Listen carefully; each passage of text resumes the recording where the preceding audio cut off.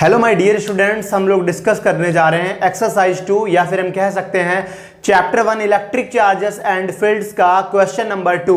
Question में क्या given है? The electrostatic force on a small charge 0.4 microcoulomb. तो सबसे पहले अगर मैं गिवन डेटा की बात करूं, जब भी आप क्वेश्चन को पढ़ रहे हो साथ में ही गिवन डेटा लिखते रहिए। तो पहला आपका जो चार्ज Q1 है वो कितना है? 0.4 माइक्रोकूलम। जो माइक्रो गिवन है इसको हम कन्वर्ट कर लेंगे कूलम में, तो ये आपका 0.4 इंटू 10⁻⁻6 कूलम हो जाएगा। या फिर हम लिख सकते हैं 4 इंटू 10⁻, इस पॉइंट को एक डिजिट इधर डिस्प्लेस करेंगे तो ये आपका हो जाएगा 10⁻�7 कूलम। Q1 हो गया।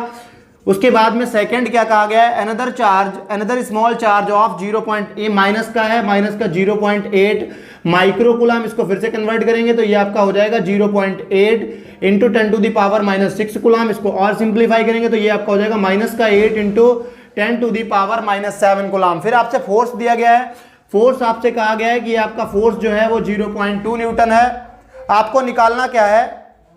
आपसे पूछा गया है what is the distance between the two spheres, यानी आपसे आर पूछा गया है। तो आर निकालने के लिए हम लोग क्या करेंगे? हमें पता है कूलम्स लॉ या कूलम्स फॉर्मूला। तो कूलम्स लॉ या कूलम्स लॉ के अकॉर्डिंग जो फोर्स होता है बिटवीन टू चार्जेस वो कितना निकल के आता है आपके पास?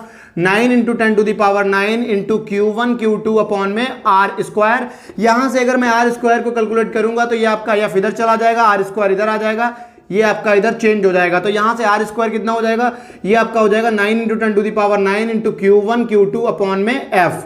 अब मुझे वैल्यू सब्स्टिट्यूट करनी है। सबसे पहले R square will be equal to 9 into 10⁻9 आपका ऐसे ही रहेगा इंटू Q1 आपका कितना है? 4 इंटू 10⁻⁻7 है।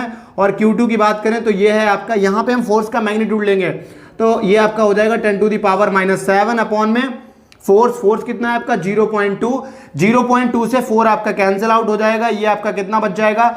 यहां आपका पॉइंट जो है अगर मैं हटाऊंगा यहां पे तो 40 हो जाएगा। यहां पे कितना बचेगा? ये आपका 20 बच जाएगा।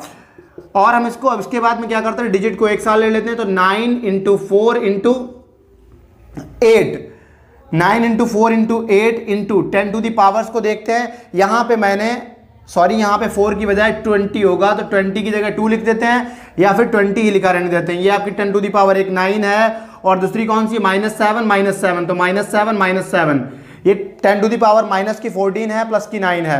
तो कितना हो जाएगा? 9 और 8 टू जा कितना होता है? 16 और 9 जा 16 9 जा आपका होता है 144। तो ये आपका 144 हो जाएगा इंटू, अब 10 टू दी पावर सिंप्लीफाई करनी है हमें। यहाँ पे बल्कि एक 0 है तो ये 1440 हो जाएगा।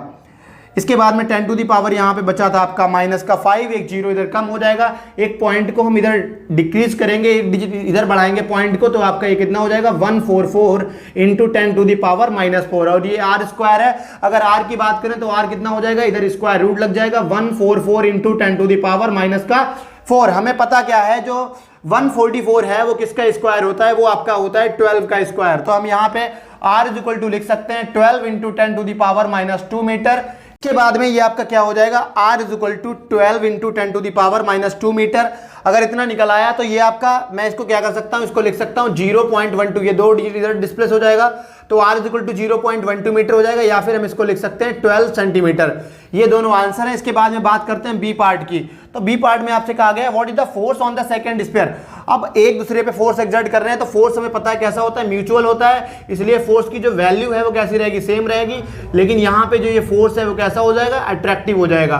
तो जो सेकंड वाला आंसर है वो आपका हो जाएगा 0.2 न्यूटन अट्रैक्टिव फोर्स। अगर आपको वीडियो पसंद आए तो आप चैनल को सब्सक्राइब जरूर करिएगा, लाइक शेयर और कमेंट जरूर करिएगा। Thank you.